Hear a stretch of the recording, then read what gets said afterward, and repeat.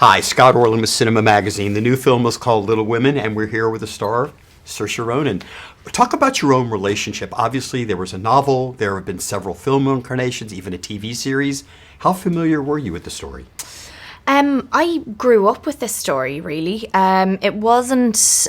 Little Women wasn't part of, say, the curriculum or the psyche quite as much as it always has been in America and in American culture.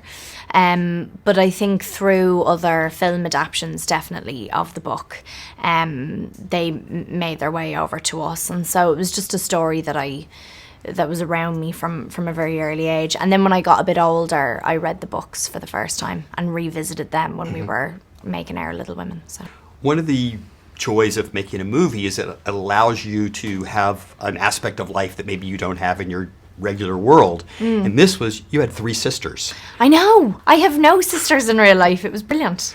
What was the dynamic of that female energy, especially having Greta in charge of everything? I mean, I think one of the best things about having Greta in charge is that it's Greta, and she comes from acting. She knows how actors think and how they operate and what they might need and how different each of us are. And she's very sort of sensitive to that. And, she was the same on Lady Bird. Like, she banned phones from set and all the crew wore name tags. And, if there were actors that were in for a couple of days, they knew who everyone was because everyone had their names on their lapel and stuff. And she was very conscious of making everyone feel at their most relaxed and their most confident. So that was just really wonderful to have someone like that lead.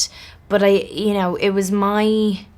had one experience about 2 years before that on another film where it was myself and a group of girls, and that was my only other time, having that sort of experience, and it's wonderful. It's also wonderful when all the girls get on, which we did. We kind of instantly clicked and were beating each other up all the time and on top of each other and shouting over each other, and we became very sisterly very quickly. So I was intrigued because I wasn't that familiar with the story about how important imagination was.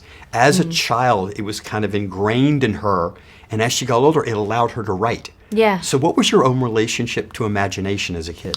Oh my God. I mean, being an only child, that was all I had to keep me entertained. I was around a lot of actors when I was younger, especially because my dad had just gotten into it when I was a baby, and we were in New York, and he was doing different plays, and he was working with a lot of really great Irish actors and a lot of people that didn't have anywhere to live, so a lot of them would just live with us for months and months on end.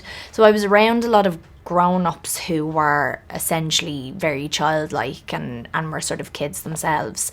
And I think that just being around that and also just being on my own most of the time, it gave me the permission to completely disappear into my own world. And it's still something that I do to this day. I'm always sort of going off into a daydream or talking to myself. And I really do think that's a massive reason why I'm an actor. So Could you write a book?